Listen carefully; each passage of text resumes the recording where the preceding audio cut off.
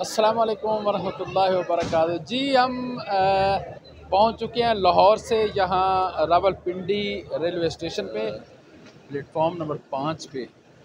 हम अभी जाफिर एक्सप्रेस से उतरे हैं और ये सामने असल में मैं आपको ये ट्रेन दिखाना चाह रहा था। ये पावर ट्रेन हादसे का कहीं शिकार भी है तो उसकी ये सूरत हाल आप देखें। ये देखें जी, यहाँ से आप मंजर देखें रावलपिंडी रेलवे स्टेशन का। और इस साइड पे तो अभी कोई ट्रेन नहीं है इस प्लेटफॉर्म पे। इधर से अभी मुसाफिर ऊपर आ रहे हैं। ये पुल है जिससे हम एक प्लेटफॉर्म से दूसरे प्लेटफॉर्म पे जाते हैं। ये प्लेटफॉर्म नंबर 3 है रावलपिंडी का।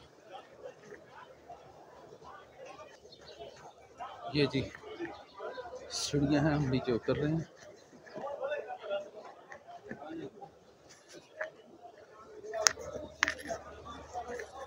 ये आ गया जी प्लेटफॉर्म नंबर 3। देखें लोगों का रश लगा हुआ है जी। ये अब प्लेटफॉर्म पे आ गए हैं और ये है रावलपिंडी रेलवे स्टेशन का मंजर।